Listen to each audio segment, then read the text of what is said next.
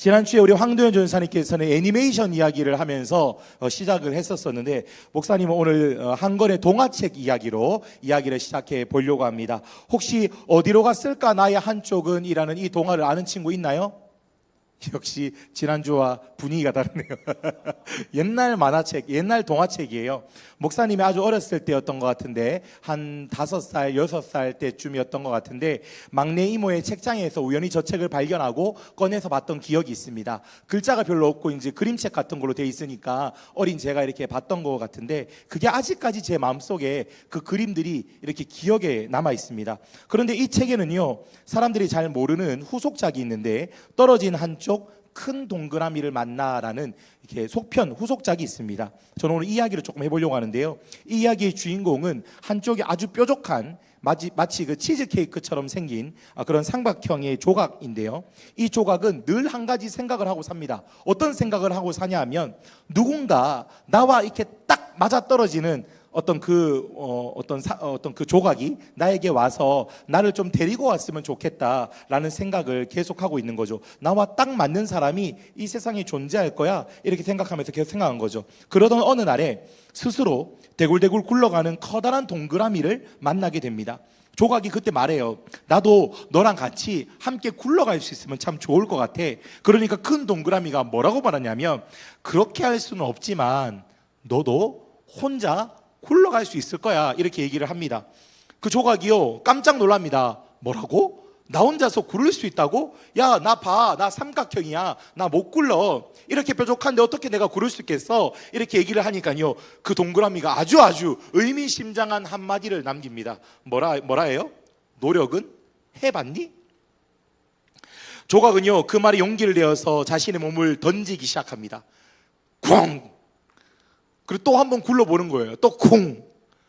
잘 안 굴러가죠, 삼각형이니까. 자신의 몸을 땅바닥에다가 쿵쿵 찍으면서 계속해서 시도를 해봅니다. 처음에는 계속 부딪히고 깎이고 넘어지면서 끓기기 시작합니다. 하지만 포기하지 않고 계속 굴러가게 되는데, 결국에 그 뾰족했던 모서리들이 깎여 나가기 시작하면서 조금씩 동글동글하게 변화하는 거죠. 여러분, 아픔이 있어야 성장이 있는 겁니다. 힘듦이 있어야지 뭔가 변화가 있는 겁니다. 가만히 있으면 아무런 일도 일어나지 않습니다.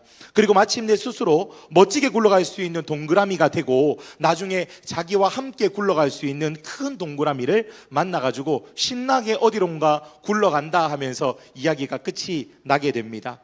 여러분, 만약에 이 조각이요, 이렇게 말했다라면 어떨까요? 나는 안 돼.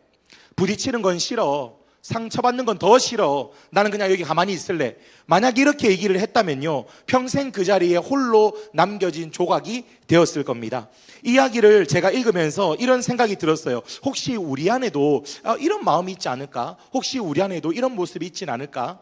거절당하기 싫고 상처받기 싫어가지고 사람들과 가까이 지내는 것을 어려워하는 사람들, 괜히 어색할까봐 먼저 다가가는 것을 포기한 채 마음의 문을 닫고 살아가고 있지는 않을까 생각을 한번 해보는 거죠. 요즘에 청소년들이요, 정말 그렇게 많이 살아간대요.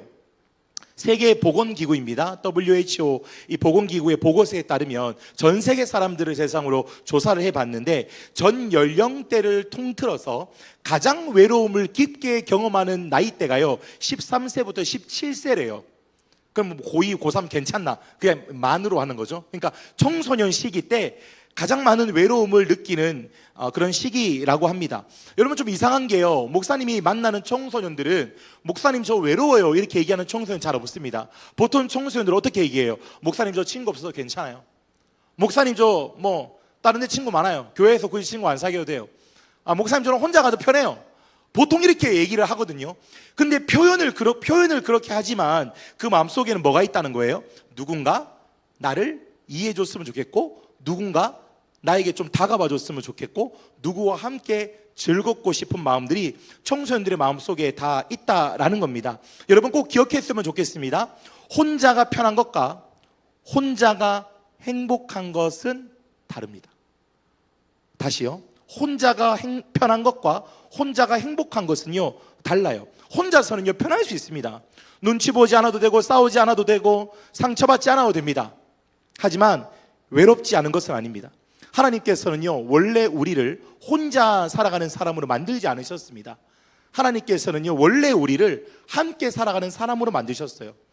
하나님께서 아담을 혼자 딱 두시고는 보시고는 얘기하시죠. 야, 다 좋은 것 같은데 혼자 있는 게 조금 아쉬운 것 같아. 좋지 않은 것 같아. 이렇게 하나님께서 말씀을 하시고 하와를 주시지 않습니까? 우리는요, 언제나 관계 속에서 함께 살아가도록 하나님께서 창조하신 존재라는 것을 여러분 기억하시기를 바랍니다.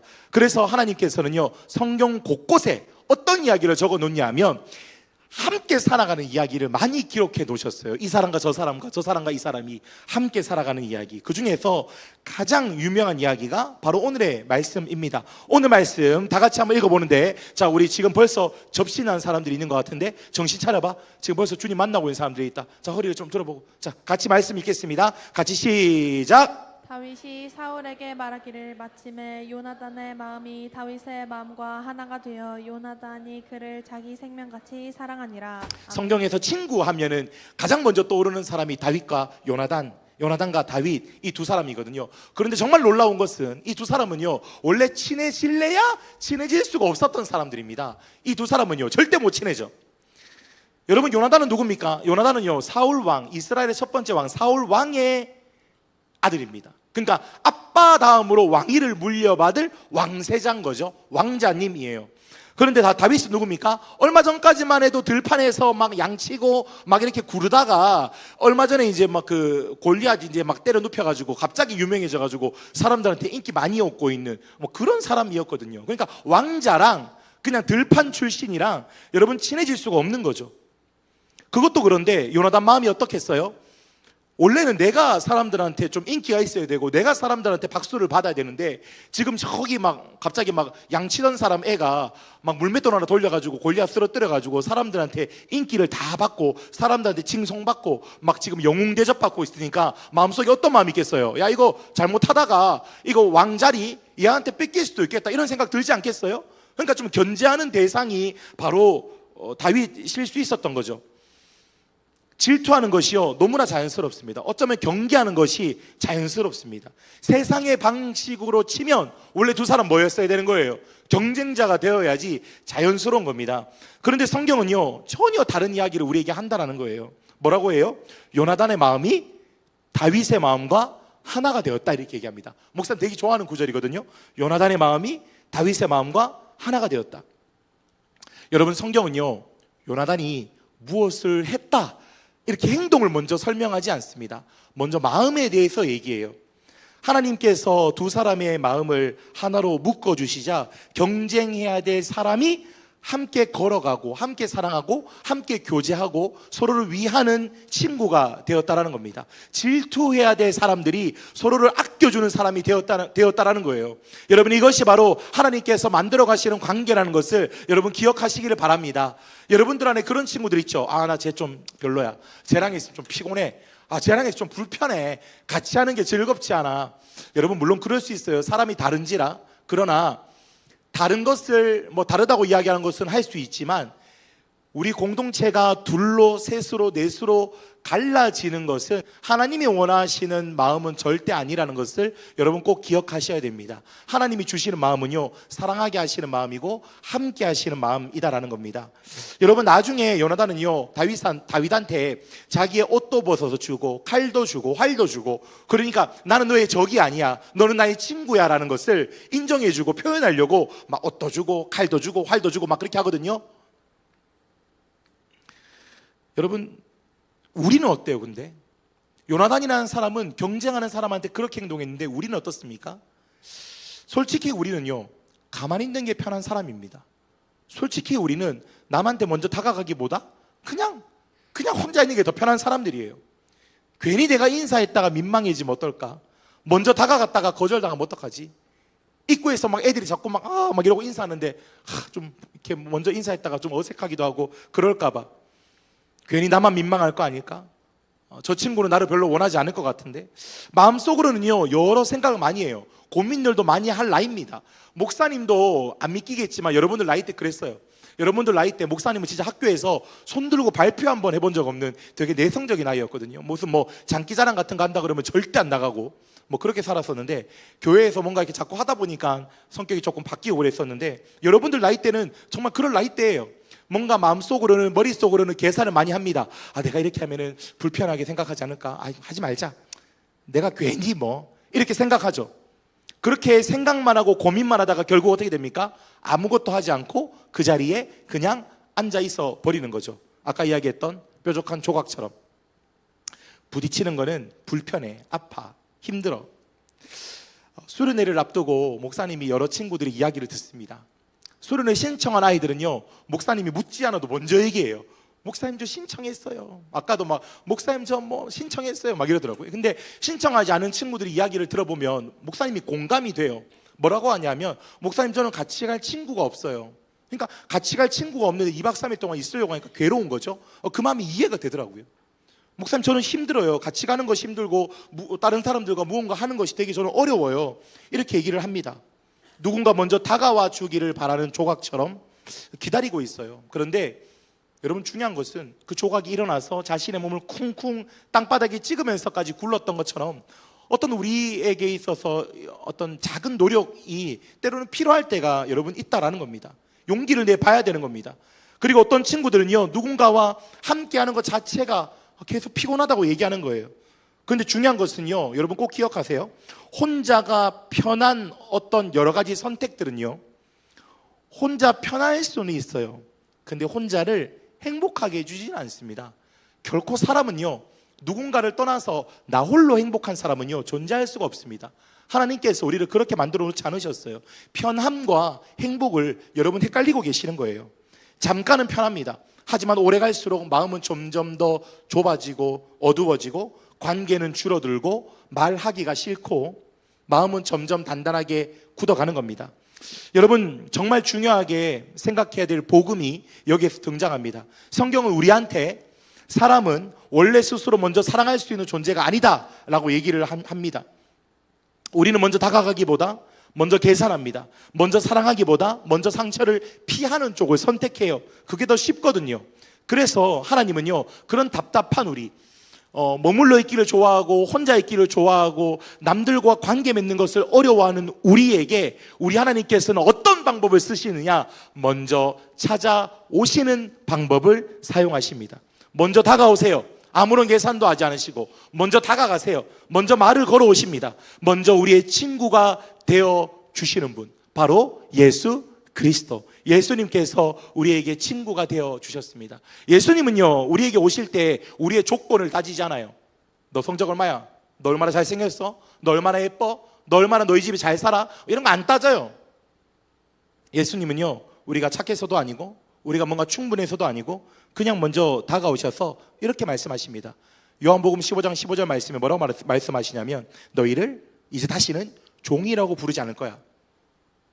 이제 나는 너희들을 친구라고 부를 거야. 여러분, 이 말이 얼마나 놀라운 말입니까? 온 세상을 창조하신 우리 예수님께서, 하나님의 아들이신 그분께서 우리에게 먼저 다가오셔서 내가 너희 친구가 되어줄게 라고 이야기를 하셨습니다. 우리가 예수님을 친구로 선택한 것이 아니라 예수님께서 바로 우리를 선택한 겁니다. 여러분, 요나단이 다윗한테 칼을 내어주고 옷을 내어주고 갑옷도 내어주고 활도 내어주고 했던 것처럼 우리 주님께서는 우리에게 뭐를 내어주셨어요? 우리 주님께서는 우리에게 생명을 내어주셨습니다. 내가 너희 친구야. 내가 널 위해 이 땅에 왔어. 여러분, 이것이 바로 복음입니다. 사람은요, 관계를 할 때 나름의 계산을 합니다. 사람은 사람이에요. 어쩔 수 없어요. 왜냐하면 나를 불편하게 하고 나를 힘들게 하는 사람까지 품으려고 하는 사람 잘 없어요. 관계를 계산해요. 그런데 예수님은요, 그 관계를 위해서 자신을 내어주십니다. 사람은 어떤 적당한 거리를 두지만 예수님은요, 우리랑 거리를 두지 않으세요. 그러기 싫어합니다. 그래서 어떻게 하세요? 우리 마음속으로 아예 들어와 버리십니다. 여기에 그냥 쏙 들어와 버리세요. 나는 너와 함께 하기를 원한다. 네가 내 안에, 내가 너 안에. 여러분, 예수님이 먼저 여러분들에게 다가오셨다라면 여러분은요, 이미 혼자가 아닙니다. 절대 혼자라고 생각하지 마세요. 그리고 그 예수님을 만난 사람은요, 조금씩 달라지기 시작합니다. 닫혀있던 마음들이 열리게 되고 계산했던 관계들이 용기를 얻어서 더욱더 넓어지게 되고 혼자가 편했던 삶이 함께하는 것이 얼마나 즐거운 것인지를 아는 사람으로 바뀌게 되는 겁니다. 그래서 여러분, 여름 수련회는요, 단순한 프로그램이 아닙니다. 억지로 친구를 사귀라고 하는 시간도 아닙니다. 먼저 우리를 친구로 찾아오신 예수님을 만나는 시간입니다. 그리고 그 예수님을 깊이 누리는 시간이 여러분 수련회라는 것을 여러분 기억했으면 좋겠어요. 어색함이 사라지게 되고 또 녹아지고 조심스러움들이 용기라는 것으로 바뀌게 되고 혼자 있던 사람들이 함께 걷기를 선택하는 것이 수련회입니다. 여러분, 때때로는 사람과 사람이 꼭 친해져야 된다고 생각하지만 여러분, 그 동지애라는 게 있거든요. 우정이라는 게 있어요. 근데 신앙 안에도 그런 게 있어요. 뭐냐 하면 이런 거예요.